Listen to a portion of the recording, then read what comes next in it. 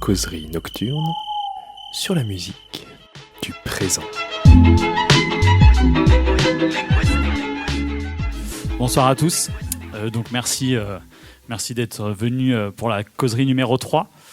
Il y a quelques têtes nouvelles, donc désolé pour ceux qui sont venus aux deux premières, mais je vais un peu représenter un peu ce que c'est que les causeries. Le but, c'était d'ouvrir cette année un espace de discussion au sein du conservatoire, un espace de discussion critique des pratiques musicales et artistiques au sens large. Donc de faire venir des personnalités extérieures au conservatoire, qui viennent de la musique ou pas, et qui proposent un point de vue, une réflexion. Et donc on alterne en fait plutôt entre des intellectuels et des praticiens, pour un peu faire le lien entre tout ce qui peut se faire ou se dire sur les pratiques artistiques. Donc le format, en fait, c'est un format de discussion. On lance la discussion avec Georges. Et puis dès que vous voulez, il y a un micro que Samuel a, que vous pouvez prendre et puis prendre la parole librement pour intervenir. Ça dure à peu près 1h30, plus ou moins. Et puis après, on continue par boire un petit coup ici. D'abord, pour pouvoir continuer la discussion de manière informelle et puis que vous puissiez, s'il y a des questions que vous n'avez pas osé poser devant tout le monde, que vous puissiez aller les poser directement à Sophie Vanish, qui est notre invitée et que Georges va présenter. Donc oui, en effet, on est très heureux ce soir d'accueillir Sophie Vanish. Bonsoir. Bonsoir. Donc Sophie Vanish, vous êtes historienne, chercheuse au CNRS, spécialiste de la Révolution française, et ce soir, si on vous invite, c'est parce que en 2014, vous avez réalisé une étude pour le ministère de la Culture, une étude sur les discours de la musique classique. Donc ce soir, on souhaitait d'une part faire un peu le bilan de cette étude pour la plupart d'entre vous qui ne l'avaient pas lu. Et puis, peut-être poser ensuite certains éléments un peu conceptuels pour penser les pratiques de la musique et également penser les conditions d'existence politique de la musique classique et aussi penser le rôle de l'interprète. Alors, peut-être pour commencer de façon assez large, est-ce que vous pourriez nous éclairer sur les conditions de la commande de cette étude par le ministère de la Culture ? Alors, les conditions de la commande. Alors, dans une commande, il y a donc la personne qui commande ou les personnes qui commandent et la personne qui reçoit la commande, et il faut qu'elles se connaissent. Alors, je vais commencer par expliquer comment j'ai pu connaître le ministère de la Culture en la personne de Sylvie Février.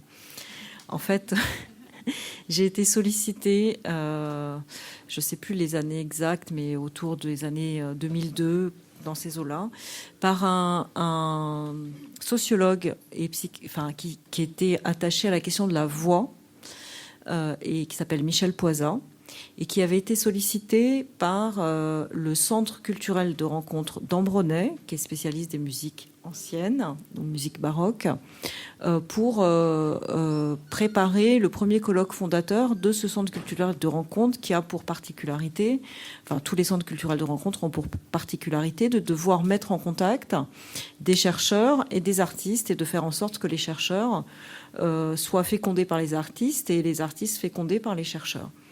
Alors, quand Michel Poisat était venu me proposer de participer, la première chose que j'avais répondu, mais c'est très embêtant parce que je suis ni musicienne, ni même mélomane, ni musicologue. Voilà, je suis rien de tout ça.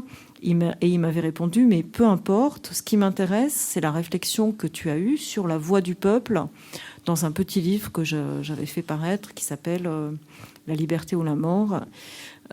Essai sur la terreur et le terrorisme, où je revenais sur cette question de la voix du peuple, et j'ai continué à travailler sur cette question de la voix du peuple et de ce que ça veut dire assez longtemps. Et dans le contexte de ce centre culturel de rencontre, Sylvie Février était partie prenante, nous avons fait connaissance et je dirais, nous ne nous sommes plus vraiment quittés. Donc, à un moment donné, j'ai moi-même, dans mon centre de recherche, créé une équipe qui s'appelle Transformation radicale des mondes contemporains. Et cette équipe de recherche a pour particularité d'être pluridisciplinaire. Et donc, c'est dans le contexte de cette équipe pluridisciplinaire qu'il y a un certain nombre de travaux sur les enjeux d'anthropologie politique du contemporain. Et donc, c'est au titre du travail sur les enjeux d'anthropologie politique du contemporain que la commande a été passée dans le cadre de cette équipe pour réfléchir aux articulations entre les discours publics et professionnels sur la musique classique et de la musique classique à cette équipe de recherche, et que j'ai pris à bras-le-corps le corpus qui avait été constitué par en fait Sylvie Pébrier pour le ministère de la Culture. Voilà. Donc le contexte, c'est un contexte, je dirais, avec une histoire déjà articulée des liens entre le monde de la recherche, le monde de la musique et les politiques publiques. Et puis ensuite, une spécificité de recherche dans mon centre de recherche CNRS. Voilà. Merci. Donc, maintenant qu'on a un peu la compréhension globale de cette commande, peut-être on peut passer aux résultats, même s'ils sont très larges. Et donc, de ce fait, peut-être proposer une définition de ce qu'on appelle musique classique aujourd'hui. Alors moi, je vais pas donner de définition, et donc je vais en profiter pour expliquer la manière de travailler. L'objectif, c'était pas de partir de définitions qui seraient des prérequis antécédents à la recherche, mais de repérer ce que l'on entendait dans le corpus par musique classique, si même elle était nommée comme telle, et comment on pouvait, en repérant par une technique, je dirais, assez classique désormais, qu'on appelle l'analyse de discours, avec des recherches de champs sémantiques, de formation du langage lui-même, et un peu à la manière de Wittgenstein qui dit, et c'est un philosophe important, qui dit: ne cherchez pas le sens d'un mot, cherchez quel usage on en fait. Alors la première surprise, c'est que dans ce corpus, on utilisait très peu musique classique. C'est-à-dire que c'est un énoncé qui en fait est très peu présent. Ce qui est beaucoup plus présent, c'est musique complexe. Et donc, en fait, ce qui caractérisait la spécificité de ce qu'on entendait dans l'implicite par musique classique, c'était pas le mot classique, parce que classique, ça veut pas dire grand-chose, en fait. C'était le fait qu'il y avait un type de musique complexe qui méritait une attention. Et dans cette musique complexe, il y avait 3 registres. Il y avait un registre, je dirais, patrimonial, en tant que certaines œuvres sont passées dans le patrimoine par reconnaissance, qui fait consensus, où il n'y a pas de discussion. Et donc, c'est peut-être le registre le plus ordinaire de ce qu'on appelle la musique classique. Mais c'est un registre à la fois patrimonial et, je dirais, popularisé. Popularisé non pas parce qu'il est populaire, mais popularisé dans le sens où tout le monde les connaît, qu'on soit en Chine, aux États-Unis, en France, en Grande-Bretagne. C'est un répertoire qui est extrêmement reconnu, répertorié, consensuel. Ensuite, il y a 2 types de répertoires qui sont d'une autre nature, mais toujours dans la musique complexe. Le répertoire de la musique qu'on dit contemporaine, donc celle qui s'écrit aujourd'hui et qui bénéficie plus ou moins, avec des débats importants, de commandes publiques et de lieux publics pour pouvoir être réalisés. Et puis, il y a un 3e répertoire qui est en fait un répertoire d'œuvres anciennes. On dit anciennes, non pas parce qu'elles appartiennent à l'Antiquité, mais parce qu'elles sont souvent antérieures au XIXe siècle. Et donc, elles sont dites anciennes pour cette raison-là. Et en fait, ce sont des répertoires où on va rechercher des partitions qui n'ont pas été jouées, qui étaient rentrées, si vous voulez, en désuétude, ou qui étaient méconnues et qu'on considère être d'une qualité qui mérite réinvestissement aujourd'hui. Et donc, on voit qu'il y a un registre très hétérogène, mais que dans les 3 cas, ce qui réunit les 3 registres, c'est la complexité de la musique. Voilà. Je ne sais pas si ça suffit dans un premier temps, parce que là, ça ne dit pas grand-chose des enjeux politiques, mais c'est déjà intéressant de repérer que quelque chose se joue du côté de la complexité avec une hétérogénéité.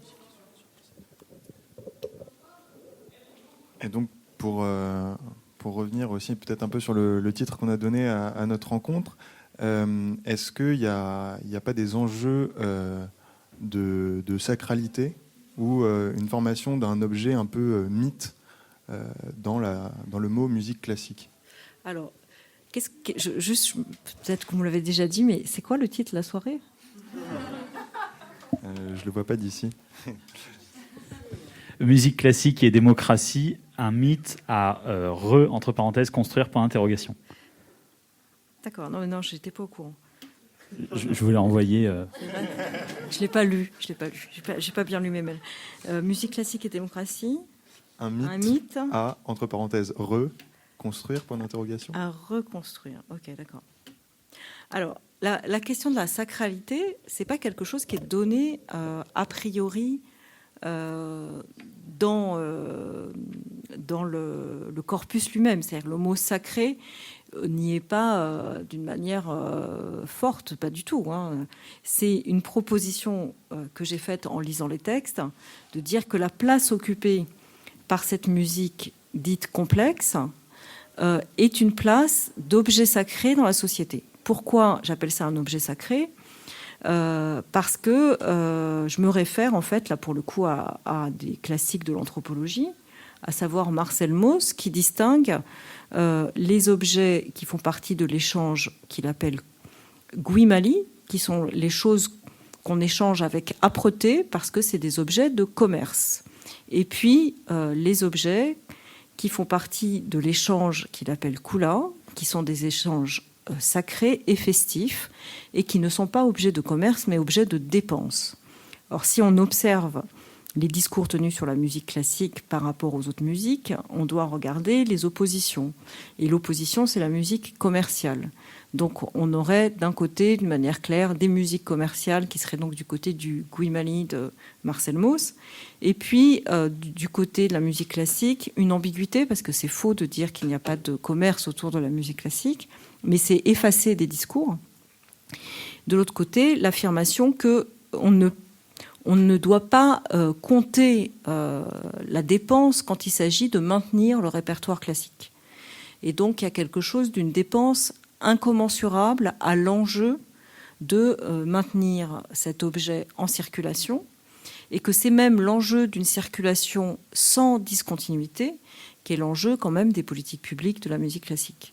C'est-à-dire que si on paye des CNSM pour former des jeunes musiciens, si on paye des salles d'opéra, scène nationale, si on paye des salles de concert, si on construit la philharmonie, etc.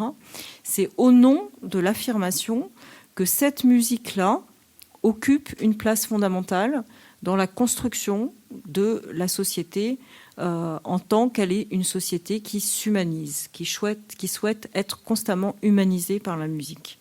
Et donc on affirme que c'est cette musique-là, la musique dite classique complexe avec les différents répertoires évoqués, qui a cette fonction sacrée. Et donc cette fonction sacrée, eh bien, c'est le fait que, eh bien, on paye beaucoup sans se préoccuper du retour sur investissement monétaire, financier, celui qui va rapporter de l'argent au sens classique. Et donc ça, c'est un statut d'objet sacré. Après, le fait que ce soit un objet sacré ne dit rien quant à la démocratie. C'est-à-dire que l'objet, il peut être sacré, et il y a des objets sacrés dans toute l'histoire de l'humanité qui sont réservés à une élite qui est elle-même considérée comme le sommet d'une pyramide hiérarchique. La difficulté, c'est que dans une société comme la société française, on est supposé être dans une société démocratique. Et que dans les sociétés démocratiques, les objets de culture, l'éducation, sont les fondements de l'échange sacré, et que c'est les raisons pour lesquelles l'éducation doit être gratuite, que l'accès à la culture doit être le plus facile possible, et que les objets considérés comme sacrés doivent être profanés. Profaner, ça veut dire quoi ? Ça veut dire qu'on doit rendre sa part au public. Peut-être qu'il y a besoin qu'il y ait des gens qui soient des spécialistes. Ce que moi, j'appellerais les grandes prêtresses et les grands prêtres de ce temple de la musique sacrée. Mais sacré, pas au sens théologique, hein, sacré au sens de Marcel Mauss, hein, j'insiste. Donc, du coup, bien sûr qu'il y a des gens qui sont pas exactement comme les autres et on leur demande de ne pas être exactement comme les autres, comme il y a des chercheurs qui s'occupent de produire des savoirs et des professeurs qui s'occupent de les dispenser, si on compare avec la question de l'éducation. Mais on ne souhaite pas que ce savoir et cette éducation ne soient pas dispensés à tous. Et on se préoccupe de savoir si on le dispense vraiment à tous, normalement dans une société démocratique. Et en ce qui concerne la musique classique, eh bien, il y a toute une série de choses que j'avais nommées comme hiatus démocratiques. Et le premier hiatus démocratique, c'est que justement, ces objets sacralisés, donc, qui demandent une grande dépense publique, eh bien, n'atteignent pas ce statut d'objet à profaner, et que dans beaucoup de discours de la musique classique, en fait, on considère que c'est fait pour des gens qui sont compétents. Voilà. Et donc, cette question des compétences, c'est vraiment le contraire de l'enjeu démocratique. L'enjeu démocratique, c'est d'affirmer que l'accessibilité ne suppose aucune compétence, mais des portes d'entrée qui seront constituées d'une manière égale depuis l'enfance, éventuellement en corrigeant les gradients sociaux et les différents types d'éducation qui peuvent exister dans la famille, en donnant accès le plus tôt possible à entendre des instruments, à entendre cette manière directe et pas juste des disques, à voir des instrumentistes jouer, à pouvoir avoir accès à cette complexité d'une manière la plus, je dirais, matérielle et sensible possible.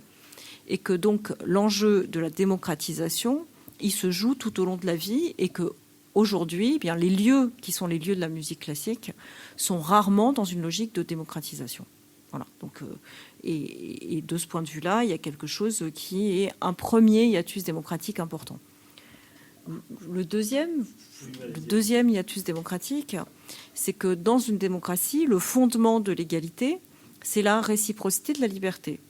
Or là, ce qui était jusqu'alors attendu, ce qui est un peu moins vrai, semble-t-il, mais on va pouvoir en discuter, ce qui était attendu d'un musicien classique attaché à un orchestre ou à un opéra, c'est qu'il soit toute sa vie dans le même orchestre. Et donc, quelque part, il y avait une négation de la liberté des individus musiciens qui vouaient leur vie quand même à la musique, parce que évidemment vous êtes dans une maison où vous expérimentez chaque jour la nécessité d'être voué, je dirais, corps et âme, parce que c'est bien le corps qui est en jeu quand on joue d'un instrument, encore plus quand on chante, plus je ne sais pas, mais en tout cas de manière qui est immédiatement visible.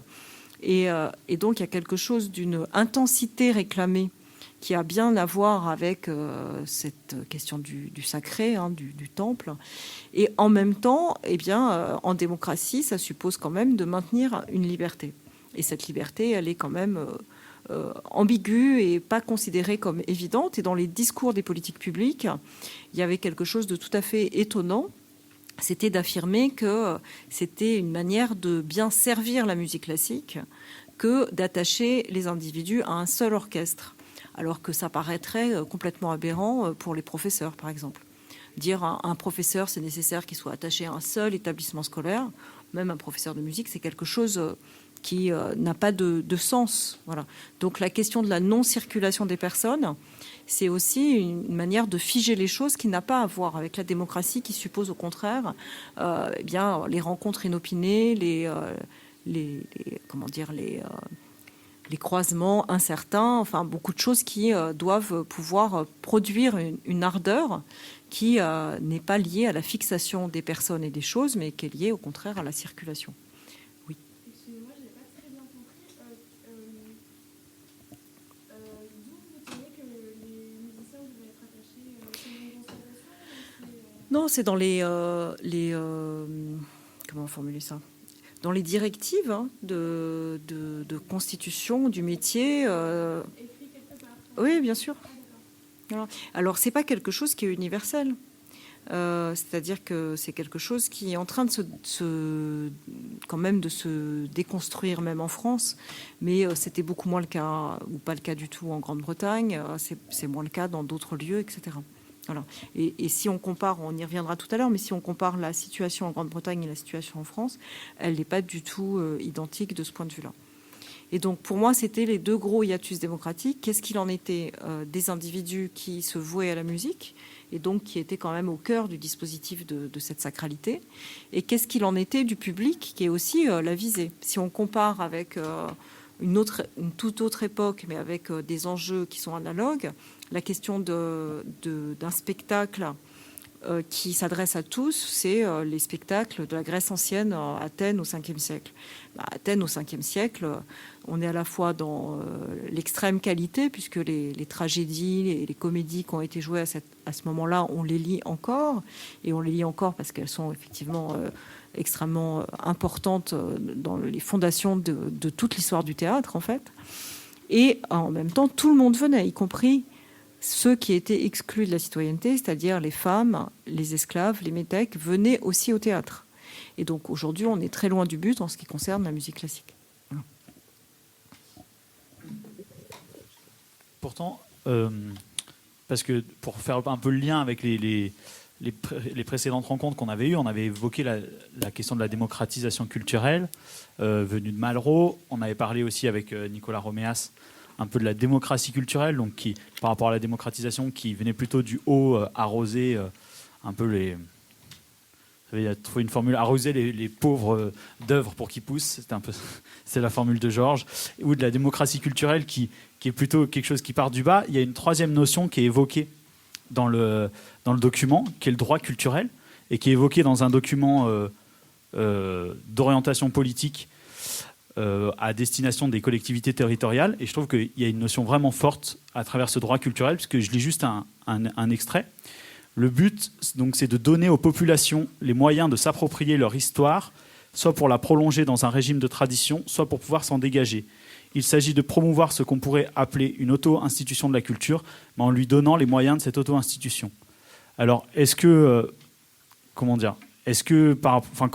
la musique classique se place à travers les récits que vous avez vus par rapport à ces droits culturels? Alors, qu'est-ce que ça veut dire pour vous, se place ? Est-ce qu'elle est... Comment dire ? Est-ce qu'elle est... Enfin, est-ce que les structures... Vous avez étudié beaucoup d'éditos, de structures, je crois, de programmation. Est-ce que la question de ces droits culturels sont pris en compte dans les discours tenus par les structures ou est-ce qu'il y a une dissonance là-dessus? Alors, je dirais qu'il n'y a pas d'unité des structures. C'est-à-dire les lieux où on produit de la musique classique, où l'on fait entendre de la musique classique, sont tous en fait singuliers, et ils sont tous pris dans un duo qui peut être lui-même en tension entre les responsables politiques locaux et les responsables de structures. Et les uns et les autres répondent plus ou moins en plus ou moins bons élèves à ce qui est attendu du ministère de la Culture. Donc en fait, il y a un triangle, et ce triangle est plus ou moins infernal. En tout cas, il est souvent étrange à lire du côté des politiques. C'est-à-dire qu'on a le sentiment d'un discours qui est souvent vide. Mais je dirais, dans une certaine mesure, peu importe. Si on essaye de repérer les différents discours de structure, il y a des structures qui expliquent qu'elles considèrent qu'elles ont des lieux importants de la musique classique et que ça classe leur ville. Et donc là, la question de la démocratie culturelle, c'est pas du tout un enjeu. L'enjeu, c'est la hiérarchie des villes en tant qu'elles disposent ou pas d'un opéra, d'une scène nationale, et de savoir qui est-ce qu'on a réussi à attirer comme chef d'orchestre, tel moment, tel autre, etc., de renommée. Et donc, il y a quelque chose, pour le coup, d'un rapport âpre. Le rapport Grimali. Et donc, là où on va parler de temple de la musique, c'est peut-être l'endroit où c'est le plus désacralisé, au bout du compte. Là où... alors ça, c'est la situation la plus caricaturale et, je dirais, peut-être sans doute la plus héritée, mais j'en sais rien parce que je n'ai pas de recul historique. C'est intuitivement comme ça. Il y a des endroits qui sont plus ambigus, et je vais prendre plutôt l'autre côté. Il y a des endroits qui essayent réellement de mettre en place cette politique des droits culturels. Alors, dans la formulation, il y a quelque chose qui a à voir avec une tentative de tenir ensemble deux bouts qui aujourd'hui sont difficiles à tenir ensemble, pour de multiples raisons, on pourra y revenir, c'est pas spécifique à la musique, c'est la question de la tradition et la question de l'universalité. Et donc, quand on parle de donner aux populations la possibilité d'avoir accès à la musique, soit en s'inscrivant dans leur tradition, soit en s'en dégageant, c'est pour ne pas présager du rôle que peut jouer la tradition. Entendez pas simplement les traditions de musique folk du terroir, mais entendez aussi les musiques du monde en tant qu'on est dans un pays où il y a énormément de populations issues de l'immigration. Donc il y a quelque chose qui pourrait être une assignation en résidence si on ne mettait pas où se dégager. Et le où se dégager, c'est l'idéal des Lumières, c'est-à-dire de considérer que tout individu produit sa trajectoire de liberté ou d'émancipation, comme vous voulez, et que cette trajectoire, on ne peut pas en présager, mais on doit trouver la porte qui va permettre d'ouvrir un chemin. Et donc la question des droits culturels, c'est la question des conditions de possibilité d'ouvrir un chemin à ceux pour qui, a priori, il aurait dû, sociologiquement, si on tient compte des théories, non pas de la prédestination, mais quand même de la domination, il aurait dû rester fermé. Et donc la question, c'est celle-là. Après, avec toutes sortes de difficultés pour pouvoir justement ne pas tomber dans le piège de l'assignation à résidence et ne pas tomber non plus dans le piège d'un classement des musiques à nouveau sous prétexte de démocratie culturelle. C'est-à-dire, il faut bien que la démocratie culturelle, elle puisse, avec ses droits culturels, ouvrir à la possibilité d'avoir accès à toutes les musiques. Voilà. Sans qu'elles soient mises en concurrence les unes avec les autres, mais permettant ce trajet de liberté et de supposer humanisation. Parce que l'implicite quand même de tout ça, c'est de dire, ce que j'ai évoqué tout à l'heure, c'est que la musique humanise. Ce qui n'a rien d'évident. Voilà, ça n'a rien d'évident et c'est historiquement faux. Donc, elle humanise parfois et elle brutalise parfois. Et elle a beaucoup servi pour la guerre, elle a beaucoup servi pour faire de la propagande, elle a servi pour faire la propagande religieuse et théologique très très très longtemps et jusqu'à aujourd'hui. Donc, ce n'est pas évident, ça dépend de ce qu'on entend par humanisation. Et on sait très bien, et là pour le coup il y a des travaux d'historiens qui sont très précis et très décourageants dans une certaine mesure, mais voilà, c'est important de s'y confronter, que les nazis étaient des gens très cultivés et très mélomanes. Et donc il y a bien des enjeux qui sont des enjeux à continuer à travailler. Et c'est de ce côté-là que le discours est souvent vide de sens. C'est-à-dire qu'on part du principe que si on joue de la musique classique, alors peut-être on sera spontanément dans une humanité plus rayonnante. Malheureusement, je crois que c'est vraiment faux.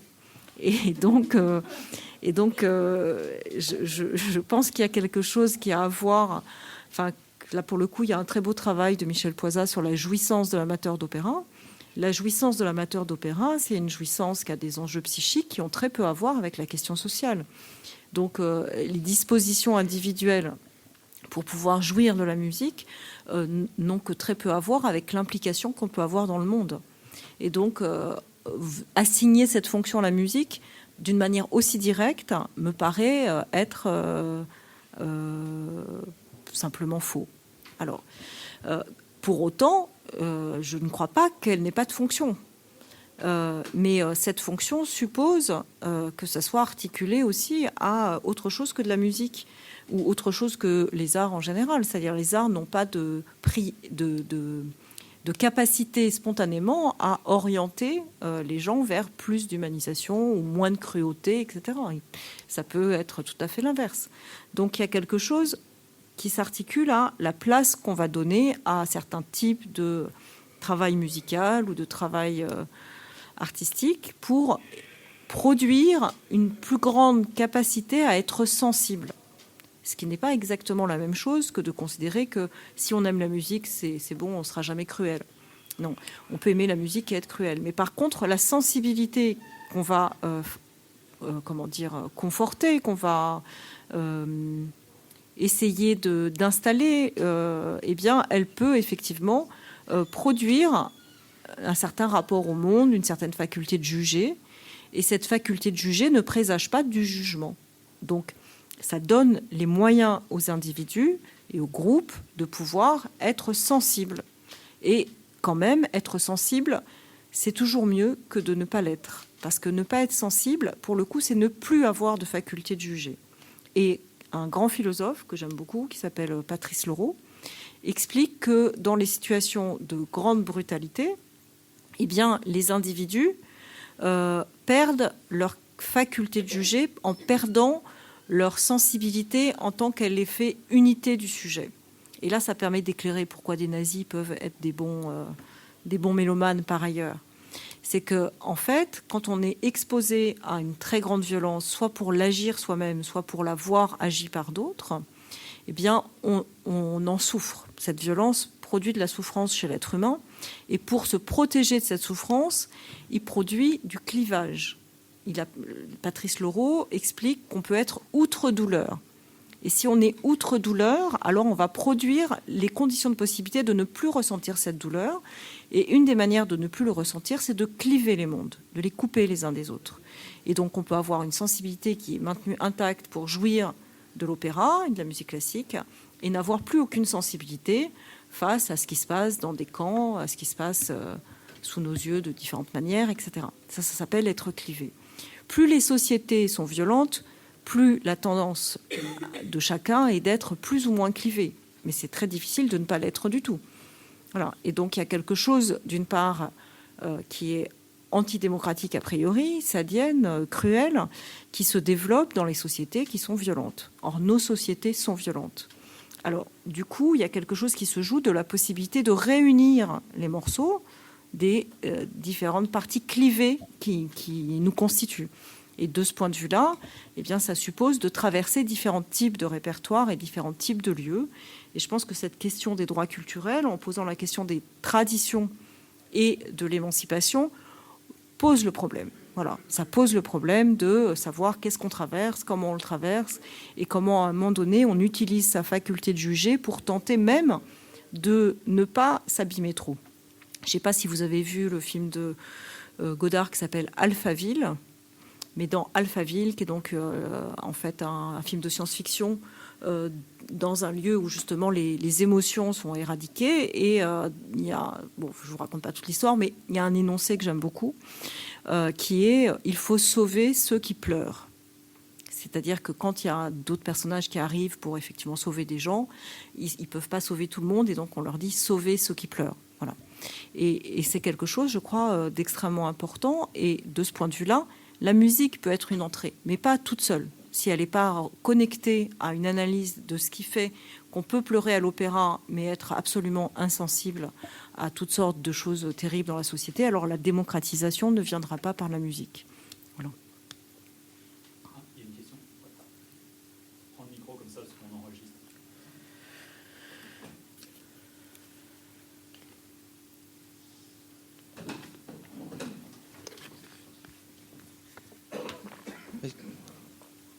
Ça, oui. Je me posais, j'étais juste un peu interpellé par cette remarque-là, parce qu'il n'y aurait pas une sorte d'engrenage un peu social aussi dans des sociétés.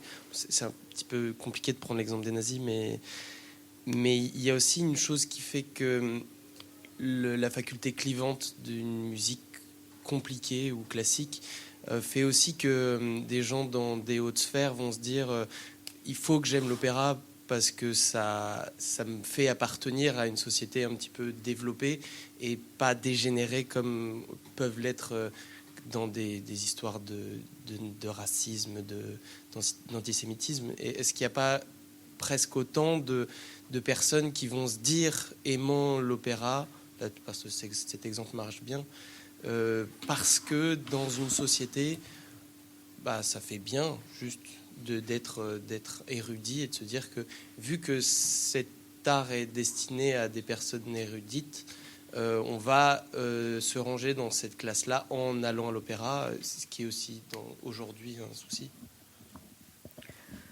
Mais je dirais que ça, ce que vous évoquez, d'abord, je pense que c'est pas quand vous dites clivante, là, c'est clivage social. Moi, ce que j'ai évoqué, c'est du clivage psychique. Donc c'est pas... Non, mais je le dis là pour pas qu'il y ait de confusion. Ce que vous évoquez, c'est des enjeux de rapports sociaux. Oui, si on considère que la société est hiérarchique et que ceux qui appartiennent en haut doivent aimer la musique, même si on n'aime pas, on va faire semblant d'aimer parce qu'il faut appartenir au groupe. Et donc il y a des effets de mimétisme et non pas de communauté de goût ou de faculté commune de goût, mais de mimétisme social.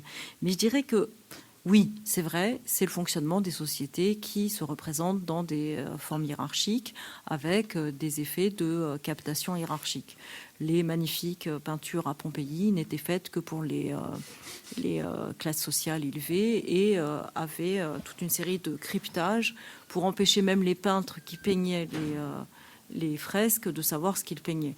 Donc, on peut être dans ce genre de cryptage et de reconnaissance sociale. Mais ça n'est pas l'enjeu, je dirais, des droits culturels.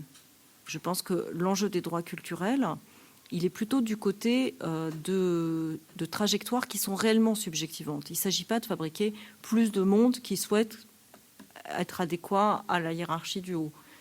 Je ne sais pas comment formuler ça différemment, mais ce que je veux dire, c'est que le but, c'est pas d'avoir envie de s'enrichir, comme disait Guizot. Enrichissez-vous, hein, disait-il aux pauvres. Donc il ne s'agit pas d'aimer la musique classique, et comme ça on vous prendra pour quelqu'un de bien, et dans les dîners, quand vous vous présenterez dans votre prochain emploi, on pourra considérer que vous avez les bonnes marques pour pouvoir appartenir à tel monde. Je dirais que c'est vraiment pas ça l'enjeu. L'enjeu, c'est vraiment un enjeu je dirais, qui est plus ambitieux, qui est de produire les conditions de possibilité d'un accès en tant que cet accès produit la capacité d'être démocrate.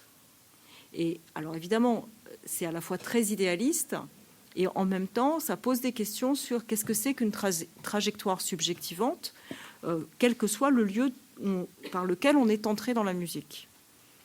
Et ce lieu, il est à la fois mystérieux psychiquement et codé socialement. Donc sans mystère, mais codé. Donc il faut tenir les deux bouts. Hein, c'est-à-dire que dans une certaine mesure, on ne sait pas à l'avance ce qui se passe chez un individu, parce que c'est des enjeux qui sont justement plus pliés qu'on croit, de pouvoir avoir accès au plaisir d'écouter de la musique. Voilà.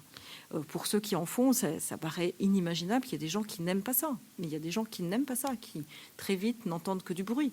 Donc il y a quelque chose qui suppose de trouver des trajectoires subjectivantes par la musique. Et ce n'est pas une évidence parce que souvent on a associé l'idée de devenir un sujet libre à la parole. Et qu'on a opposé la voix en tant qu'elle était inarticulée, et la musique est du côté de la voix, à la parole des gouvernants. Et donc là, il y a quelque chose qui se joue où ce qu'on affirme, c'est que si on se réapproprie la possibilité d'entendre des voix, de la voix, de ce qui est du côté du vocal, du musical, eh bien, il y a aussi la possibilité de sentir autre chose que les simples discours qui seraient les discours des gouvernants. Voilà. Donc, après, évidemment, que si on le met d'une manière aussi limpide, je ne suis pas sûre que même le ministère de la Culture est d'accord avec ça. Voilà. Mais l'implicite de cette politique, c'est ça.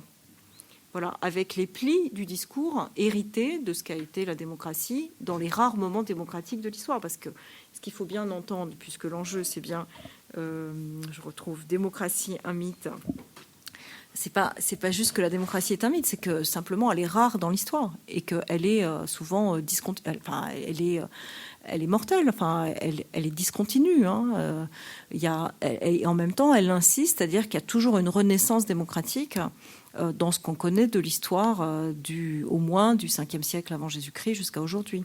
Donc on peut scander, on peut dire voilà les moments démocratiques, il y a Athènes au 5e siècle, ensuite on attend un peu longtemps, il y a les enjeux de communes en Italie, ensuite il y a les enjeux de révolution du XVIIIe siècle, des révolutions du XIXe, et puis ensuite d'institutionnalisation de formes constitutionnelles qui sont plus ou moins démocratiques. Et aujourd'hui, on est dans des formes qui ne le sont pas. Donc, on a là une attente à l'égard de la musique, comme si elle pouvait réparer ce qui, de toute façon, n'est pas satisfaisant sur d'autres plans.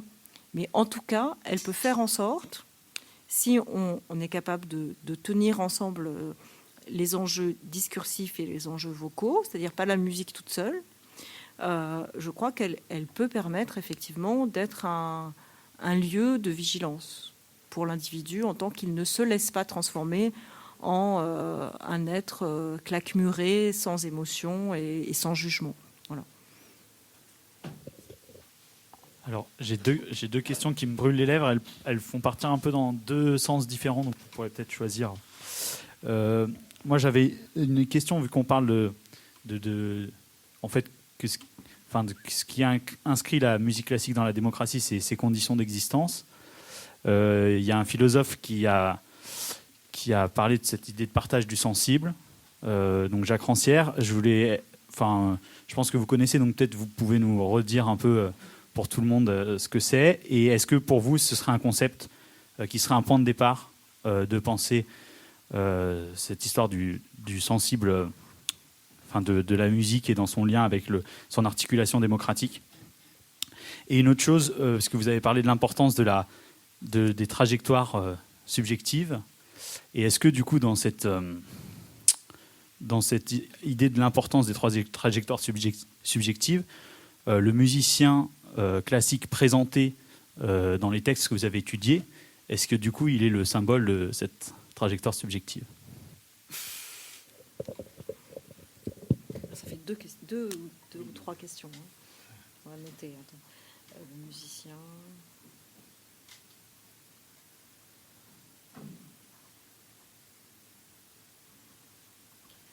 Alors, sur la question du travail de Jacques Rancière, le partage du sensible, c'est avec le double sens du mot partage.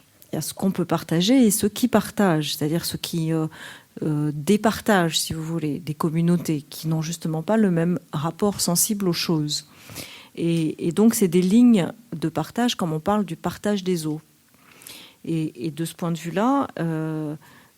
il affirme qu'une communauté se constitue par sa manière dont elle va fabriquer ses compétences sensibles et ses manières d'être au monde sur ce régime de visibilité, d'intelligibilité sensible.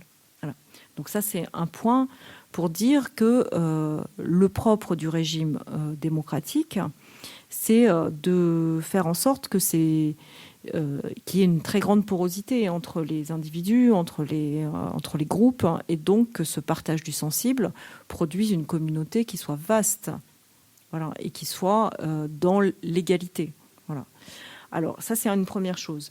Et la deuxième chose, qui est très importante à mon sens chez Jacques Rancière, c'est l'idée d'une égalité des intelligences, mais des intelligences à la fois sur le plan rationnel et sur le plan sensible. Et que donc, contrairement à quelqu'un comme Boulez,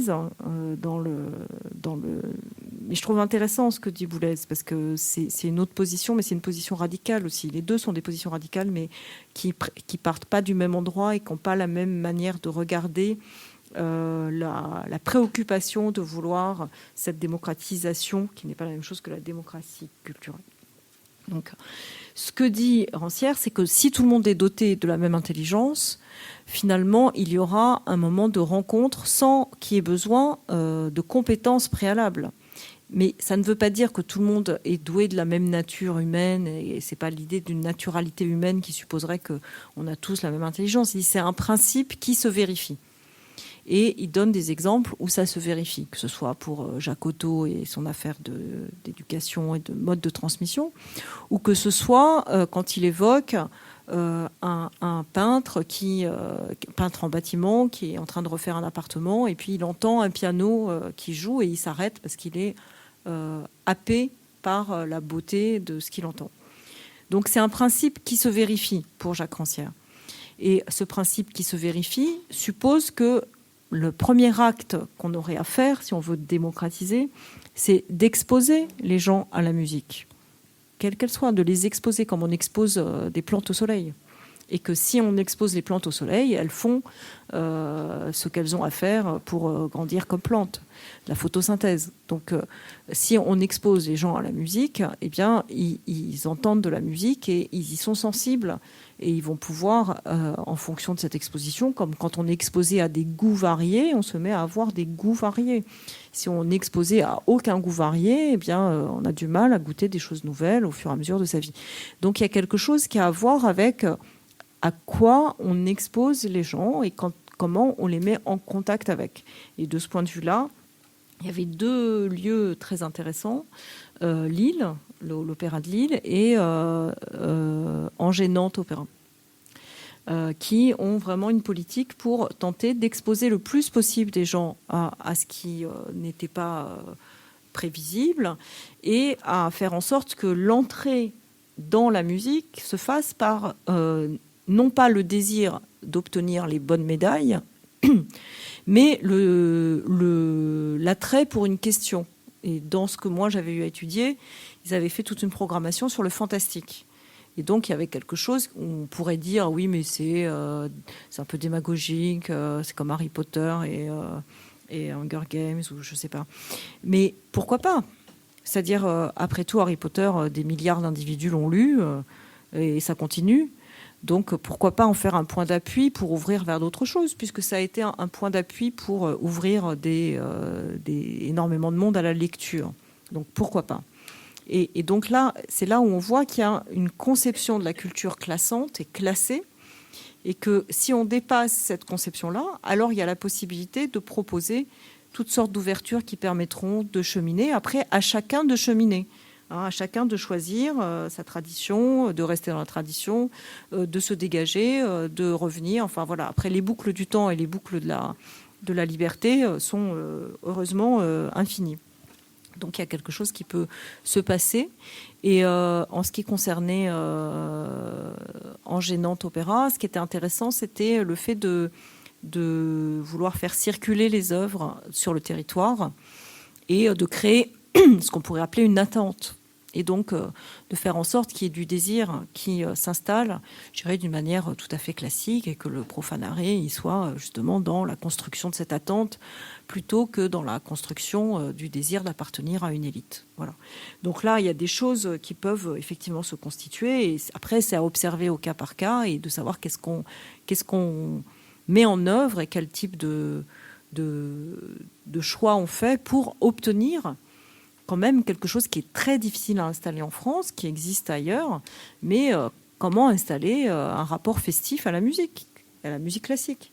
Le rapport festif, il est considéré comme normal quand on va écouter de la pop, du rock, toutes sortes de musique, la world.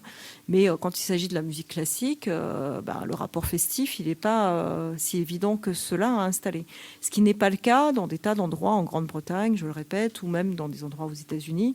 Et donc, il y a quelque chose d'une tradition française curiale qui, justement, est dans ce souci de produire les signes de reconnaissance pour dire exactement où on est dans le classement social et qui, du coup, font des objets culturels, non pas des objets qui permettent de construire la réciprocité entre des individus égaux, mais l'inverse. Et donc, c'est le contraire de la sacralité démocratique. C'est une autre sacralité qu'une sacralité de hiérarchie. Et c'est une sacralité qui est une très pauvre sacralité, puisqu'elle a quand même une ambition juste de mimétisme et non pas de goût et de construction d'humanisation. Ça ne veut pas dire que ça ne se fait pas par ailleurs. C'est-à-dire qu'il y a toujours des choses qui se font, même si elles ne sont pas celles qui sont recherchées a priori. Mais on est donc dans quelque chose qui pèse dans l'histoire française et que la musique dite classique, ça pèse particulièrement. Voilà. Alors, le rôle des musiciens là-dedans, c'est ça ? Je ne sais pas oublier, ils sont là sur mon petit cahier. Alors, est-ce que le musicien, vous m'avez demandé, et j'arrive pas à me relire. C'était la question dans cette trajectoire, quelle place il occupe dans cette trajectoire subjective ? Est-ce qu'il est supposé avoir cette trajectoire subjective ? Parce qu'il y avait juste pas tant que ça. Ouais. Voilà. On n'ose pas dire non, c'est pas son rôle, juste il va être un bon exécutant et voilà. Mais malgré tout, il y a quelque chose de cet ordre-là. Ne serait-ce que parce que dans le rapport avec le public, les musiciens sont très rarement sollicités. Et donc il y a très peu de mots. Enfin, je sais pas pourquoi, hein, mais à la fin d'un concert, C'est rare qu'on demande aux musiciens de rester et de faire un débat à bord plateau sur ce qu'on vient d'écouter. Ce qui est quand même la chose banale pour les gens de théâtre, pour la littérature, enfin pour des tas d'autres œuvres. Comme si, parce que vous étiez du côté du vocal, du musical, eh bien, pas de logos du tout. Or, vous êtes des êtres parlants, comme dirait notre cher ami Jacques Rancière. Donc il y a quelque chose là de tout à fait étrange, parce que c'est comme si l'expérience du musicien ne pouvait pas être dissible et produire justement un savoir ou une expérience qui se transmettent autrement que par la réussite du concert. C'est un peu comme si c'était presque faire offense au concert que d'avoir à rajouter une parole dessus. Or, c'est pas nécessairement rajouter une parole dessus, mais c'est comparer des expériences. Et cette question de la comparaison des expériences, il y a énormément de plasticiens qui la font, c'est-à-dire le retour d'expérience, ça fait même partie maintenant d'un certain nombre d'installations artistiques où il se passe un certain nombre de choses, puis ensuite on se réunit, puis on discute de ce qui s'est passé, et comment on l'a vécu, etc. Ce vécu, il fait partie de l'apprentissage, non pas simplement de l'éblouissement ou du plaisir, mais de la possibilité de voir comment on est après avoir été écouté un concert, qu'est-ce qu'on en attend, pourquoi on est heureux, pourquoi on n'est pas heureux, pourquoi on est déçu. C'est des expériences sensibles qui nous produisent des humeurs. Et être de bonne humeur ou de mauvaise humeur après une expérience sensible, ça mérite d'être peut-être mis en mots, et c'est quelque chose qui n'est pas fait. Alors, ça n'est pas demandé, mais peut-être qu'il ne faudrait pas que ça devienne non plus une prescription. Mais c'est quelque chose qui n'est pas réfléchi. Voilà. En gros, ça n'est pas réfléchi, ça ne fait pas partie du cahier des charges. Et la question du langage est presque une question superflue dans la formation du musicien. Et donc, évidemment, la formation politique encore plus. Et pourtant, je pense qu'il y a des responsabilités très lourdes à l'usage qu'on fait aujourd'hui de la musique. De différentes manières, bien sûr, dans les rapports sociaux, mais aussi dans l'imaginaire qu'on a du rôle de la musique pour fabriquer des ambiances. L'ambiance, je ne sais pas, vous circulez en France, il y a des lieux où on met une ambiance musicale, des lieux où on n'en met pas. Qu'est-ce que c'est que le silence? Qu'est-ce que c'est que la scansion entre du silence et de la musique, du silence et du bruit? Enfin, toutes ces questions-là, c'est des questions qui produisent des rapports humains qui sont de différents types. Et je pense qu'il y aurait besoin que les musiciens le sachent et s'en préoccupent et se demandent ce que ça veut dire d'avoir eu des kiosques à musique dans les parcs au XIXe siècle et qu'il n'y en ait plus vraiment aujourd'hui, ou en tout cas pas du même ordre. Qu'est-ce que ça veut dire une fête de la musique où on ne s'entend pas jouer les uns les autres et où on pousse les amplis? Enfin, ce genre de choses où il y a énormément de choses à interroger. Et je pense qu'on soit dans un champ musical ou dans un autre, enfin dans un genre musical ou dans un autre, les questions ne sont pas si différentes. Voilà. Oui. Oui, non, j'ai juste une question par rapport à ce que vous venez de dire sur le fait qu'on ne fasse pas parler des musiciens.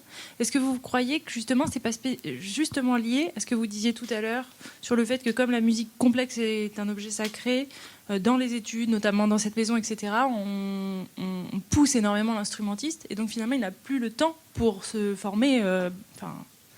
pour se former le cerveau, quoi. Donc ensuite, on n'a pas envie de l'entendre. Enfin, je pense à ça parce que c'est un peu le cas pour les danseurs. C'est-à-dire, en fait, on n'a pas envie d'entendre les danseurs parce que dès qu'ils parlent, tout le monde se dit, mon Dieu, mais quelle catastrophe, quoi. Non, mais c'est vrai. C'est ce que les élites se disent quand elles écoutent les danseurs parler. Donc, on n'a pas envie d'entendre leur voix. Oui. Est-ce que c'est pas un peu la même chose pour les musiciens dans une moindre mesure, bien sûr. Dans une...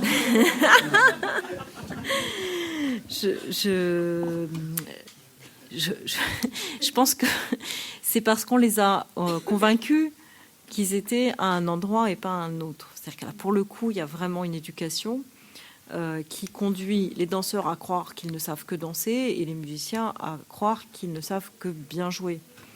Et je crois que de la même manière qu'on trouve que l'enfermement dans une seule sphère, évidemment, est toujours un peu destructrice du sujet. Et donc la question, c'est comment on ne se laisse pas faire. par cette chose-là, comment on peut ménager du temps et qu'est-ce que c'est que ce temps. Mais effectivement, lire, écouter autre chose, c'est à mon avis nécessaire, même pour être un bon musicien. Et le fait que pour le moment, ça ne fasse pas partie de l'imaginaire de la formation souhaitable, ça fait des musiciens vraiment des individus, je ne sais pas comment formuler ça, mais sacrifiés à la musique. Alors bien sûr, c'est un sacrifice consenti parce qu'il y a quelque chose qu'on obtient en surcroît et qu'on ne fait pas ça. Les gens, j'en sais rien parce que moi je ne suis pas musicienne, mais si je parle de ce que moi je fais, il y a aussi du sacrifice consenti pour pouvoir faire de la recherche, être aux archives. Et quelque part, à un moment donné dans sa vie, on sait que si on a fait ça, c'est pas parce qu'on avait l'esprit sacrificiel, mais parce que quelque part on était poussé dans ce chemin par des choses qui nous dépassent et en même temps qui nous reviennent aussi, c'est-à-dire ça nous dépasse et ça nous revient, donc c'est pas dans un seul sens. Mais je crois que la question de l'attachement à l'orchestre que j'évoquais tout à l'heure, il a à voir avec ça, il a à voir avec comment on oriente sa vie. Et dans cette orientation, il y a quelque chose de tout à fait étonnant parce que donc le musicien, au fait de sa gloire de musicien, ne parle pas, mais quand il ne peut plus assumer la violence de l'orchestre et le régime d'action, etc., on attend de lui qu'il soit un vieux sage. Et on ne sait pas comment il a acquis cette sagesse, il ne l'a jamais expérimenté. Voilà, donc on bascule dans une image inverse. Et donc c'est assez surprenant. Après, moi, ce que j'entends, c'est que en fait, dans les revendications professionnelles, là, pour le coup, quand les musiciens sont organisés syndicalement ou en corps de métier ou en discussion même, il y a deux enjeux. Qu'est-ce qu'il en est du squelette qui souffre des différentes positions à devoir adopter pour les violonistes, voilà, il y a vraiment des enjeux physiques. Et puis, il y a des enjeux de qu'est-ce que c'est une vie professionnelle et comment elle est pensée dans ses rythmes et dans son développement, dans les différentes orientations qu'on va devoir prendre. Et effectivement, déjà, les enseignants ne sont plus formés, ils n'ont plus de stage, etc. Ils sont mis directement dans les classes, donc c'est pas extraordinaire. Mais pour les musiciens, je pense que c'est presque pire. Voilà, qu'il y a quelque chose qui est pas pensé en amont. Et je pense qu'effectivement, ça a à voir avec la sacralité. Après, si on ne parle pas après, c'est aussi parce que ça ne fait pas partie de ce qui est attendu, et donc on ne s'en préoccupe pas. Mais je ne sais pas si aujourd'hui ça va être plus attendu, honnêtement. Mais après, en tant qu'individu, on est responsable de savoir qu'est-ce qu'on veut faire, quelle place on veut garder pour justement cette intelligence des choses. Donc j'imagine des choses, des situations, des responsabilités qu'on a et que, évidemment, vous êtes quand même... Moi, je suis impressionnée, vous êtes nombreux ce soir. Non, mais c'est vrai. Vous rigolez, mais en ce moment, c'est difficile de rassembler des gens pour discuter de ce genre de choses, pas seulement sur la musique, en général. Dès qu'il y a des enjeux autour de la politique, il n'y a pas beaucoup de monde. Donc ça veut dire qu'il y a quelque chose qui se passe en ce moment dans votre champ. C'est que peut-être que vous n'avez plus du tout envie d'être sacrifié à l'autel de la musique, même si vous aimez beaucoup la musique. Et que c'est bien. Enfin, voilà, je me permets de dire c'est bien. Ouais.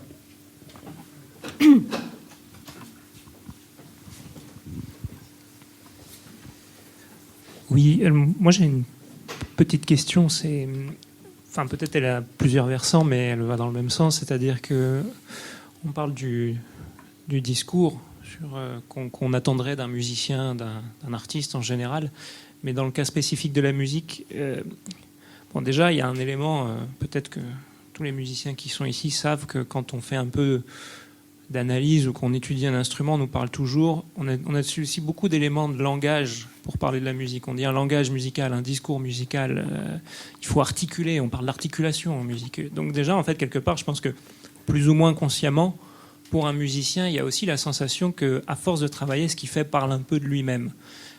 Après, pour la question du discours qu'on pourrait attendre d'un artiste, ou en général, il se situe peut-être à plusieurs niveaux, et c'est là où peut-être il y a un autre hiatus démocratique, je pense. C'est qu'il y a le discours qui est là pour promouvoir l'art, c'est-à-dire pour donner envie aux gens ou susciter l'intérêt des gens sur la nécessité, ou pour eux-mêmes, ou ou pour le partage ou pour une connexion avec d'autres personnes, d'aller dans un lieu de culture, d'aller au concert ou si on reste sur la musique. Après, il y a le discours qui permet de, in situ, on va dire, valoriser ce qui va être présenté pour ce moment précis. Et après, il y a le discours sur une œuvre. Et c'est là où moi, quelque part, je me pose la question, moi-même en tant que compositeur, sur, on en discutait un tout petit peu avant, c'est déjà comment on parle. Si je refais le chemin à l'inverse, c'est-à-dire déjà comment on parle d'une œuvre, comment on peut parler d'une œuvre sans conditionner un auditeur ou un récepteur.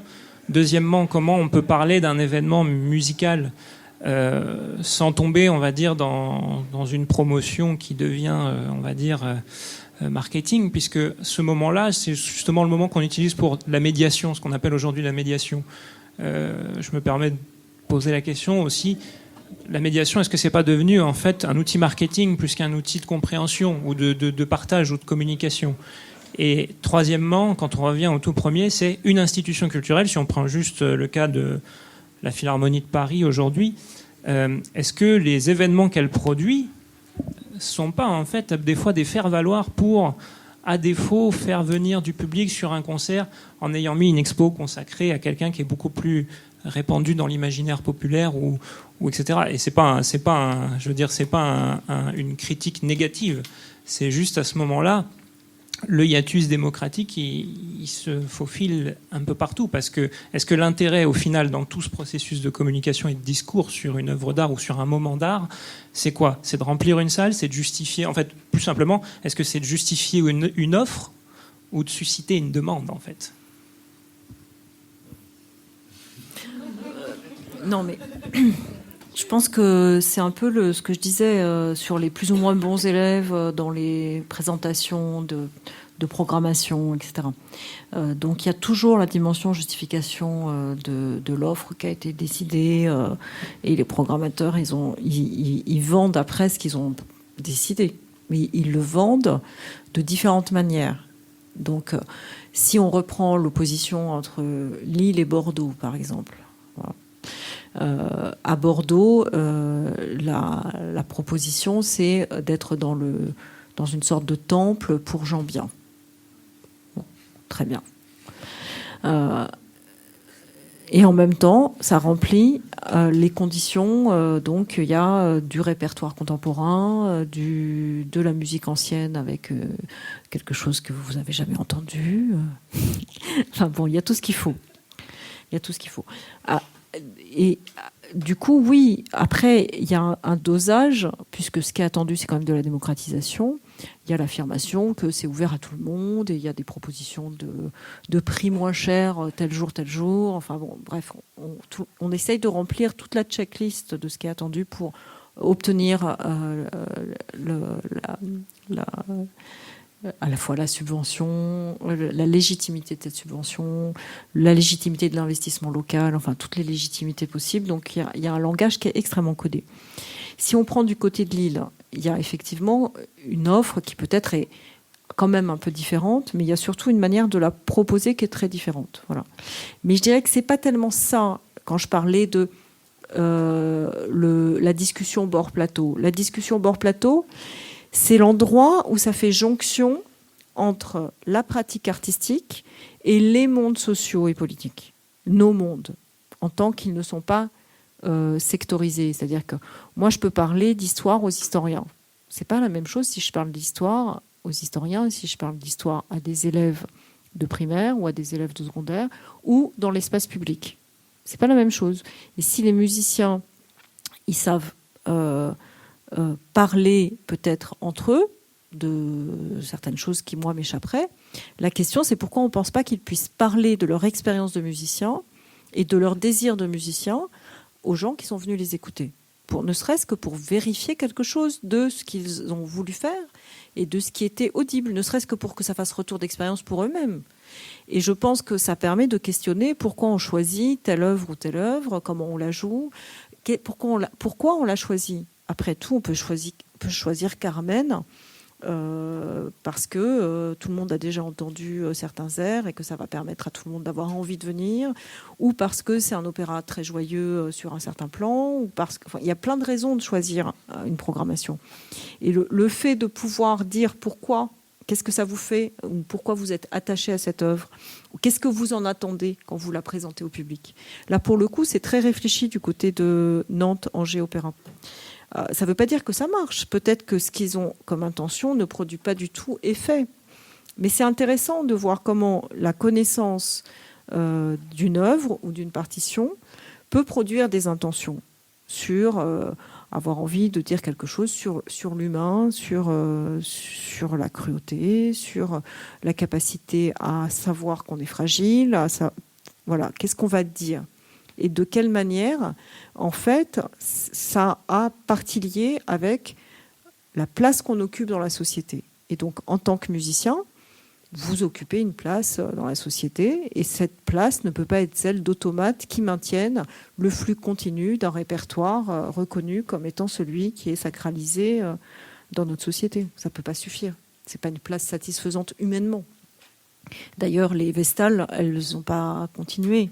Donc voilà, donc il y a quelque chose, à mon avis, qui se joue dans ce point de bascule, de porosité possible, et de trouver les mots pour pouvoir justement échanger avec des gens qui ne sont pas musiciens, ce que ça a produit ou ce qu'on a voulu produire, et si c'était finalement une bonne idée, pas une bonne idée, qu'est-ce qu'on a fait, etc. Et du coup, sortir de normes trop figées sur la manière de présenter un orchestre, un opéra, etc. C'est une pensée qui est à l'œuvre, qui est en train de se faire. Après tout, la Philharmonie, elle a pas exactement, elle a produit quand même l'idée que le public pouvait être à différents endroits et qu'on sort du face à face entre le chef d'orchestre et le public. Et bon, il y a des choses comme ça qui se déplacent. Cette réflexion-là, elle a été très forte pour la musique baroque. C'est-à-dire qu'il y a quand même un certain nombre de gens qui ont voulu faire de la musique baroque pour sortir de l'autoritarisme de la musique symphonique. Et donc, il y a bien quelque chose qui se joue dans la pratique même, dans les rapports d'obéissance, de soumission, d'accord. Qu'est-ce que c'est que l'accord par rapport à la soumission ? Et tout ça, c'est des expériences de musiciens, puisque ça suppose justement la multiplicité, et que cette multiplicité, elle n'est pas cacophonie, mais capacité à produire différents types d'harmonie et pas simplement de l'unisson non plus. Donc toutes les métaphores musicales, elles ont des enjeux politiques. Et je pense que de ce point de vue-là, il y a un vecteur très important. Et choisir de montrer de la musique sur un mode qui peut être très beau, mais très autoritaire, ça produit des choses dans le social. Et montrer des choses plus fragiles, ça produit aussi des choses dans le social du fait de l'écoute qu'on a eue de la fragilité. Je ne sais pas si vous avez vu un film qui s'appelle La question humaine, qui était fait à partir d'un roman qui s'appelle aussi La question humaine. Et c'est assez intéressant parce que dans le film, il y a deux mondes musicaux qui sont opposés.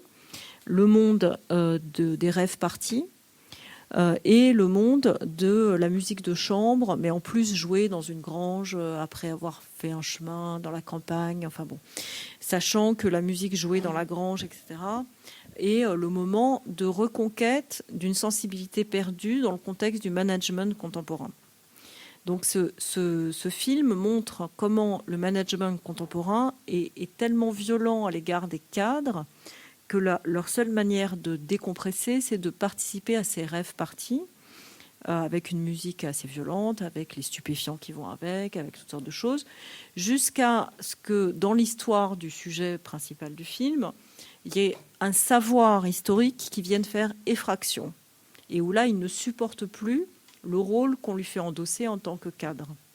Et c'est à ce moment-là qu'il se rapproche d'un autre type de musique, plus fragile, voilà, une autre résonance, une autre conception, avec une quête d'humanisation. Et je pense que du coup, quelle que soit la musique qu'on joue, eh bien, il faudrait savoir qu'est-ce qu'on en attend comme plaisir et qu'est-ce que c'est comme type de plaisir. Après tout, le plaisir sadique, ça existe. Non, mais c'est vrai. Donc ça ne suffit pas de dire ça me fait plaisir, c'est bien. C'est important, je ne dis pas qu'il ne faut pas qu'il y ait de plaisir. loin de là. Mais je pense qu'il y a toujours une série de questions qui viennent au-delà, parce que la musique, elle a beau être sans le langage immédiat, vous avez raison, il y a du phrasé ou pas, il y a de la fusion ou pas, il y a de l'unisson ou autre chose, il y a des accords harmoniques d'un certain type ou d'un autre, enfin, et que toutes ces choses-là, elles disent quelque chose aussi d'une manière d'être au monde. Et je crois qu'on a besoin des différentes manières d'être au monde pour être en démocratie, et que ça suppose que les musiciens sachent ce qu'ils font quand on leur demande de le faire, puisqu'ils ne sont pas aux manettes de la décision de la programmation, de la décision du chef d'orchestre. Donc, en fonction de la place que vous occupez dans les différentes formations, ça a des effets différents. Mais que finalement, c'est une place dans le monde qu'on occupe, et que ça, c'est quelque chose où vous pouvez être sensible ou sensibilisé ou non, et que je crois que c'est une bonne chose qu'on y soit sensibilisé, quelles que soient nos professions. Et après tout, c'est une profession.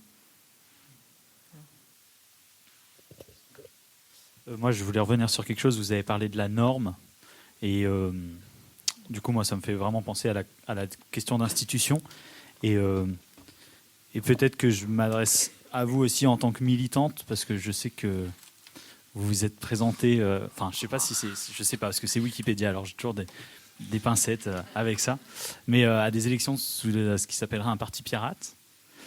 Donc, en fait, on est quand même dans une institution, et l'orchestre est aussi une institution qui, finalement, avec la centralité française, a produit une manière uniformisée d'apprendre la musique, et de finir avec un seul parcours, une seule voie, qui fait conservatoire de région, qui était avant calqué sur le modèle du conservatoire de Paris. Maintenant, ça change un peu, mais vous avez vu à travers les commentaires des syndicats de conservatoires que c'était encore assez fragile, avec ensuite un passage par le CNSM, qui est quand même de Paris de préférence, qui est quand même dans l'idéal de la jeunesse, des futurs jeunes musiciens, une forme de devoir de passage.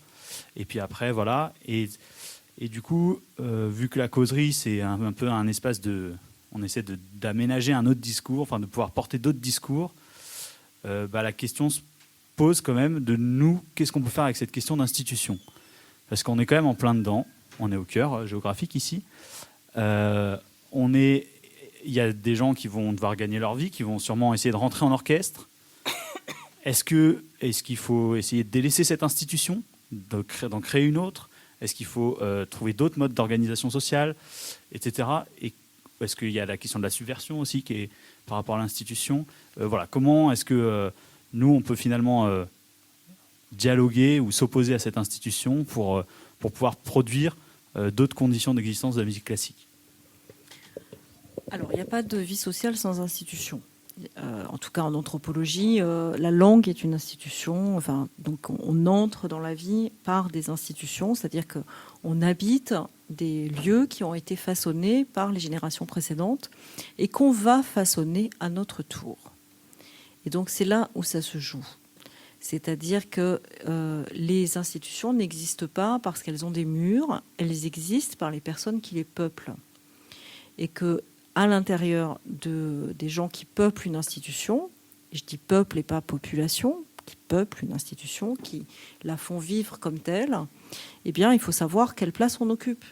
Et qu'on peut occuper toutes sortes de places en fonction des régimes disponibles. C'est-à-dire que ce qu'on constate aujourd'hui, c'est qu'on est dans un moment de très grand blocage. Avec une historicité de ce blocage. L'historicité de ce blocage, c'est qu'il y a eu un refus, un rejet très violent de ce qui était considéré comme establishment du côté institution. Et donc les gens qui étaient en désaccord ont déserté les positions institutionnelles. Il n'y a pas de blâme ou autre chose à dire. Voilà, historiquement, ça a été une des manières de faire, c'est de fabriquer à l'extérieur de l'institution des alternatives qui tournaient le dos à l'institution et qui ont refabriqué d'autres institutions, en fait. C'est-à-dire, donc la première possibilité, c'est de dire, voilà, l'institution ne me convient pas, Donc, je ne reste pas dans l'institution, je fabrique une autre institution alternative et je vais essayer de la faire vivre différemment, autrement, etc. Et on se rend compte que les différentes institutions produisent à chaque fois leur propre entropie, c'est-à-dire le fait qu'elles dépérissent dans leur vivacité, dans leur ardeur, dans leurs désirs initiaux, etc. Et donc, ça dépend de qui vient prendre la relève et si c'est une vraie relève. Et on se retrouve dans la même question que celle de ceux qui vont à l'opéra pour obtenir la médaille et de ceux qui sont dans l'institution pour obtenir le poste, mais qui n'ont pas de désir réel à part d'avoir le poste de chef, de sous-chef. Bon, bref. Donc la question, c'est de savoir quel projet on a par rapport à une institution. Et je pense qu'une institution où il n'y a plus de projet, c'est une institution qui est morte, même si toutes les places sont bien occupées et même si tout fonctionne bien. Et donc la vraie question, c'est de savoir, quand on vit dans une institution et qu'on trouve ça pas parfait, qu'est-ce qu'on est capable de produire comme proposition alternative, soit à l'extérieur, soit à l'intérieur. Et si ça se bloque, c'est-à-dire si l'espace délibératif dans la proposition se bloque et qu'on pense vraiment que ce qu'on a en tête, ça mériterait de vivre et que c'est vraiment dommage, alors il faut trouver des ruses. Et là, ça s'appelle la subversion. Et donc, il n'y a pas de choses préétablies. Parfois, l'institution est tellement racornie qu'il vaut mieux aller faire autre chose ailleurs parce qu'on va user sa santé et sa jeunesse à vouloir la transformer. Parfois, elle est tellement bloquée qu'il faut la subvertir parce que ce serait dommage de laisser un tel outil offert par les générations précédentes à des gens qui n'en font rien. Et puis, parfois, il faut l'occuper, c'est-à-dire accepter de donner de son temps pour occuper les places. Et une fois qu'on a les places, essayer de faire quelque chose avec. Voilà. Et donc, avoir un projet. Et donc, il n'y a pas de choses préétablies, il n'y a pas de bonne position. Il y a une analyse de la situation en fonction de ce qu'on ressent de cette situation et de ce qu'on souhaite comme projet dans l'investissement qu'on a vis-à-vis de cette institution en tant qu'elle correspond à votre lieu de formation, à votre lieu d'exercice de métier, à, je ne sais pas, ce que vous faites. Et là, il y a des décisions à prendre au coup par coup, je dirais, en étant convaincu que la question motrice, c'est le projet. Et que dès que c'est plus le projet, en fait, les institutions sont peuplées par des gens qui ne sont pas très intéressants. Voilà. Mais les institutions, c'est d'abord les gens qui les peuplent. Hein. Et donc, il n'y a pas de... Je dirais qu'en tant qu'étudiant dans un conservatoire, vous êtes responsable de votre conservatoire. Voilà. Pas tout seul, hein, mais vous êtes quand même les plus nombreux. Donc, malgré tout, vous pesez dans le conservatoire. Non, mais, voilà. Alors, vous avez parlé du Parti pirate. C'est intéressant parce que c'est vrai. 2012, j'ai accepté de participer aux élections pour le Parti pirate. Ça s'est fait sur un mode qui était tout à fait étonnant, donc je peux vous le raconter. J'étais envoyée par un journal pour lequel j'avais été sollicitée comme intellectuelle, disons ça. Et ils avaient vu que ce parti pirate allait se présenter aux élections législatives en 2012, et personne n'était là, parce que c'était pendant les vacances de Pâques, et moi j'étais là, et j'ai dit, si vous voulez, j'y vais. Donc je suis allée pour faire un article. Et étonnamment, alors que souvent je suis d'accord avec rien, c'est un problème dans ma vie, quand est-ce que je suis d'accord ? Et là j'étais d'accord. Alors pourquoi j'étais d'accord ? C'était extrêmement intéressant parce que c'était peuplé, pour le coup, ce parti pirate, à ce moment-là, de gens qui étaient informaticiens et très au fait des open source, et très au fait du rôle qu'on voulait faire jouer aux outils numériques pour contrôler les populations. C'est-à-dire, et par exemple, ils étaient engagés contre la base élève de l'éducation nationale aux côtés de la Ligue des droits de l'homme. En tant que la base élève, c'est une sorte de livret ouvrier ramené à l'élève où on va raconter sa vie, où il est né, comment vivent ses parents, qu'est-ce qui lui est arrivé à la maternelle, à la prime. Enfin bon, bref, c'est quelque chose qui est vraiment le contraire de l'entrée dans la vie et chacun fera ce qu'il veut avec. C'est chaque étape de votre vie va compter contre vous toute votre vie. Facebook, ça sert à ça aussi. Hein. Donc, du côté des libertés publiques et des enjeux de l'outil informatique, c'était extrêmement pointu, intéressant, raffiné. Et du côté, et c'était peuplé par une autre un autre groupe social qui était en fait des artistes qui en fait souhaitaient que le partage des objets numériques artistiques soit gratuit. C'est-à-dire qu'ils considéraient que comme il n'y avait pas de matérialité et pas besoin d'autre chose que d'un clic pour copier un fichier, il n'était pas normal de faire payer cette activité qui n'était pas une activité de travail et qu'il y avait plus intérêt à diffuser largement et librement, complètement les objets qui pouvaient être sur des supports numériques que d'en faire des objets marchands. Donc on était dans une logique de réflexivité sur comment pouvait fonctionner l'espace du web. Comme au XVIIIe siècle, on se demandait comment pouvait fonctionner l'espace maritime, c'est-à-dire un espace qui n'appartient pas à des compartimentages, sauf sur les côtes nationaux, et qui suppose à la fois un usage commun et un usage pacifié, c'est-à-dire commun et pacifié, avec toutes les questions de piratage, voilà, et de renversement de piratage. Et franchement, les gens qui étaient là m'ont plu. Et à un moment donné, ils ont dit, voilà, on veut se présenter, mais on a besoin d'avoir tant de candidats. Pour le moment, il nous manque un certain nombre de candidats. Et donc, vous êtes venus écouter parce que soit vous êtes intéressés, soit vous êtes journaliste. Mais on fait un appel pour qu'il y ait des gens qui nous aident à pouvoir constituer nos listes. Et donc, j'ai dit que je voulais bien être suppléante. Puis après, on m'a dit, ah oui, mais on a besoin d'un quota de femmes parce que maintenant, il faut tant de femmes, etc. Et donc, j'ai dit, bon, ok, je suis une femme, c'est indéniable. Donc, je me suis retrouvée dans l'autre position. Et donc, maintenant, c'est comme le sparadrap du capitaine Haddock. C'est sur Wikipédia. Mais personnellement, je ne regrette pas du tout. C'était une expérience extrêmement intéressante. On se rend compte à quel point c'est impossible en France de se présenter sans budget. On voit ce que c'est, enfin, c'est intéressant. Et je ne trouve pas que le Parti pirate actuel ait rempli la promesse qu'il y avait en 2012, et c'est dommage. Voilà, le Parti pirate actuel, c'est devenu un parti assez ordinaire qui s'inquiète de questions qui sont des questions généralistes et plus les questions qui sont spécifiquement liées à cet enjeu de ce grand espace maritime virtuel. Voilà. Mais voilà, là, il y avait des enjeux intéressants et donc c'était une expérience intéressante. Mais je ne pense pas pour autant être militante, je pense être engagée. Parce que militant, c'est en fait lié à une position de bon petit soldat. Et je peux être bon petit soldat de mes projets, ça je n'en doute pas un instant, mais je suis très mauvaise petit soldat de projets, je dirais, auxquels j'adhère pas. Et un soldat, par caractéristique, il est censé obéir et je ne suis pas très obéissante. Est-ce qu'il y a des questions encore ou pas? Bon, de toute façon... Oui, c'est peut-être un peu hors sujet, mais ça me titille depuis tout à l'heure. Vous avez laissé entendre que de toute façon, nous n'étions plus vraiment en démocratie, et j'aimerais entendre vos... Enfin, voilà. J'aimerais en savoir plus. Oui. Alors... la démocratie, c'est quelque chose qui s'est construit avec des interruptions, mais à chaque étape, il y a eu des choses nouvelles qui ont été conquises.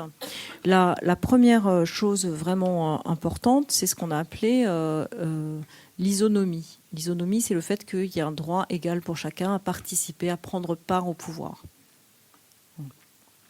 Et ça se fait en Grèce ancienne, avec la conviction des Athéniens et de Clisthène qui fabriquent les institutions qu'il va falloir du coup lutter contre l'aristocratie et fabriquer des entités d'acteurs, des entités d'acteurs qui soient détachées des lignées aristocratiques et détachées du territoire. Parce que sinon, on aura des intérêts privés ou des intérêts féodaux qui vont se constituer. Et on n'aura plus l'isonomie, on aura des luttes d'intérêts entre territoires et entre familles. Et donc, il fabrique une nouvelle tribu. Et la nouvelle tribu qu'il fabrique, il va la constituer en prenant un bout de territoire maritime, un bout de territoire urbain, de la cité en tant que telle, et un bout de territoire agricole. Et avec ces trois bouts, il va fabriquer une seule tribu. Les gens vont avoir le même nom de la même tribu, tout en n'étant pas sur le même territoire, en se connaissant à peine. Mais par contre, ils vont être réunis ensemble pour prendre part au pouvoir une prytanie, c'est-à-dire un dixième de l'année, où c'est eux qui vont être à la boulée, qui est l'endroit qui prépare la discussion des lois à l'Ecclésia. Et donc ça, c'est quelque chose d'extrêmement malin, parce que du coup, il n'y a plus d'enjeux familiaux. Les tribus, c'est plus des tribus familiales, c'est cette espèce d'assemblage, et il n'y a plus d'enjeux territoriaux. Voilà. Aujourd'hui, alors, on est en plein dans les histoires familiales et dans les histoires territoriales. Donc ça a déjà été oublié. Et si on n'a pas ça, on n'a pas d'isonomie. Donc, de toute façon, on a une discontinuité du territoire en France qui est énorme. Et il y a des lieux qui ne sont pas reliés. Il y a des lieux qui... Enfin bon, donc, on a vraiment quelque chose qui est extrêmement faible aujourd'hui de ce point de vue-là. Ensuite, la deuxième chose importante inventée en Grèce ancienne, c'est le fait qu'on est convaincu que, certes, on a réussi à prendre le pouvoir en tant que démos contre les aristoi, donc les aristocrates, mais enfin que les aristocrates, ils sont quand même puissants, riches, et qu'ils ont continué à avoir des familles quand même. C'est-à-dire qu'ils savent de quel génos ils sont. Et donc, il faut être toujours sur le qui-vive. Et donc, on est dans une guerre civile latente, et il faut faire en sorte d'apaiser ce qui pourrait se déclencher comme guerre civile. Et pour apaiser, il s'agit d'être toujours dans l'agitation. Et ça a à voir avec une pensée d'Héraclite qui, en fait, prend une métaphore qui est extrêmement intéressante, qui est le fameux breuvage des mystères. Et ce breuvage des mystères, il est fait avec des graines et avec des liquides. Et donc, pour pouvoir le boire, qu'il soit agréable à boire, il faut qu'il soit constamment agité. Parce que dès que vous ne l'agitez plus, alors il y a un dépôt et il y a le liquide au-dessus. Et donc, ce qui est dit sur la cité grecque, c'est que si elle ne s'agite plus, alors il y a cette double chose séparée en deux, et que c'est là où c'est dangereux. Parce que quand c'est séparé en deux, qu'on a vraiment les aristoi et le démos de l'autre côté, alors là, ça peut être la guerre.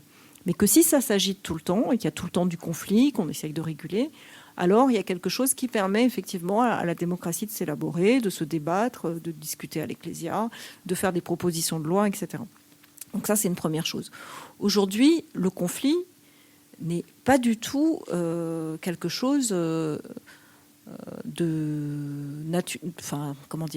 d'ordinaire. Le conflit, c'est toujours un moment qui est considéré comme un moment de crise, et il y a de moins en moins de gens qui assument le conflit. Or, être démocrate, c'est assumer le conflit. Et là, pour le coup, on peut aussi se référer à Jacques Rancière, à Nicole Laureau, etc. Et puis la troisième chose, c'est que comme on sait que les aristocrates sont quand même pas loin et qu'il faut faire avec, et qu'on a aussi besoin de leur richesse, alors on va leur demander de donner des gages. C'est-à-dire qu'on va leur demander, et là ça vous intéresse, on avait fait un cours là-dessus il y a quelques années au conservatoire, on va leur demander de payer pour ce qui coûte cher. Ce qui coûte cher, c'est la guerre extérieure, donc on va leur demander d'être stratèges, ça en général vous connaissez, et ils vont payer pour être stratèges. C'est-à-dire que les grandes familles envoient leurs fils devenir stratèges, mais ils payent pour ça. C'est eux qui payent pour avoir des bateaux, pour avoir des armes, enfin c'est eux qui vont payer, et c'est leur manière de donner des gages à la cité démocratique, c'est-à-dire qu'ils aident la cité démocratique à pouvoir se défendre. Et la deuxième chose, c'est qu'on est convaincu que la musique, de différentes manières, et les arts, de différentes manières, empêchent la guerre civile. Parce qu'il y a la fameuse catharsis des passions au théâtre. Donc ça épure les cœurs, tout va bien. Bon, c'est pas sûr que ça marche à tous les coups, mais en tout cas, il y a cette croyance très forte. C'est pour ça que tout le monde va au théâtre. Et on va demander aux aristocrates d'être les chorèges. Et être chorège, ça ne veut pas dire être chef de chœur, pas du tout. Ça veut dire payer pour l'ensemble de ce qui est à financer pour qu'il y ait effectivement les concours des chorégies, c'est-à-dire les concours de théâtre avec des règles très précises, une tragédie, une comédie. Je ne les connais pas par cœur, donc il faudra se référer à Wikipédia. Bon, c'est bien fait sur ces choses-là. Du coup, ou à des livres d'histoire sérieux qui sont encore mieux faits. Bon, donc du coup, les chorèges et les stratèges, c'est vrai que c'est les grandes familles, mais on leur demande de payer pour. Et donc, ils donnent des gages. Et par ailleurs, après, il y a des concours. Donc, ils ne gagnent pas à tous les coups. Et il se passe un certain nombre de choses qui font qu'il y a quelque chose qui s'inscrit entre les riches et les pauvres en tant qu'il y a un pacte social commun pour faire tenir l'idée d'une cité démocratique, c'est-à-dire où tout le monde prend part au pouvoir. C'est ça la démocratie. C'est pas une égalité de richesse, c'est que tout le monde prend part au pouvoir. L'égalité de richesse ou l'espoir d'une égalité au moins des conditions, ça naît avec le XVIIIe siècle et c'est approfondi au XIXe siècle. Donc c'est vraiment beaucoup plus tard. Ce qui naît dans les communes, c'est l'idée qu'il y a des espaces de communauté avec des espaces délibératifs et de prise de décision en commun orale, c'est-à-dire la capacité à discuter. Ça n'existe pas vraiment à Athènes. Parce qu'à Athènes, on a des lieux de discussion qui ne sont pas publics, mais qui sont dans des commissions, dans la boulée, l'endroit où on prépare les propositions de loi. Et puis à l'Ecclésia, il y a des grands discours. Et puis c'est plutôt quelque chose qui fonctionne un peu au consensus. Ça ressemble plus à une nuit debout, si vous avez fréquenté un peu ces lieux-là, ou à ce qui s'est passé en Espagne, etc. Donc il n'y a pas un espace délibératif très fort. Par contre, dans les communes, c'est l'invention de l'espace délibératif comme nécessaire. Aujourd'hui, des espaces délibératifs, il n'y en a pas beaucoup. Il y en a beaucoup de factices. Donc, du coup, on se dit, c'est bien, j'ai envie de faire de la politique, je vais aller dans un parti. Et en fait, il n'y a pas d'espace délibératif dans les partis. Il y a juste le choix de qui va être candidat. Ensuite, on se dit, il y a des conseils d'habitants, je vais y aller, ça va être formidable. On va pouvoir décider de ce qu'on fait enfin pour l'usage de la musique dans la cité. Et en fait, non, on va pas du tout vous demander ça. Et vous allez avoir des choses qui sont très contraintes. Et aujourd'hui, tous les gens qui ont travaillé sur ces lieux savent que la démocratie dite délibérative, aujourd'hui, elle est complètement cadenassée. Et en fait, sous prétexte de participation, en fait, on a inventé des cadenas plus raffinés. Donc, il y a quelque chose qui s'est perdu encore de ce côté-là. Après, la grande invention du XVIIIe siècle, c'est les libertés publiques. C'est l'idée qu'on doit non pas se méfier des habitants, mais se méfier des gouvernements. Et donc avoir des lois qui permettent de maintenir la liberté individuelle et les libertés publiques contre les gouvernements. Et d'avoir la possibilité donc d'avoir des recours multiples pour éviter que les gouvernements prennent trop de pouvoir et méprisent les droits inaliénables et sacrés, etc. Aujourd'hui, les libertés publiques, sous prétexte du terrorisme, elles sont mises très souvent sous le boisseau. Donc, pour toutes ces raisons, la démocratie est vraiment dans un moment très critique, avec en même temps des fétiches qui ont existé dans des périodes absolument pas démocratiques, comme par exemple l'Empire romain, qui sont les élections. Il y a toujours eu des élections pendant l'Empire romain et ce n'était pas du tout démocratique. Et dans une certaine mesure, un semblant de liberté de la presse. Voilà. Un semblant parce qu'il y a tellement de trust que c'est pas une vraie liberté de la presse non plus. Voilà les raisons pour lesquelles il me semble que notre démocratie n'est pas vraiment démocratique. Merci beaucoup. Ce que je vous propose, c'est de conclure cette discussion et d'en aborder une autre, plus intime, autour d'une boisson, si vous le souhaitez. Alors, on souhaitait nous remercier chaleureusement Sophie Vanish pour sa participation. Merci.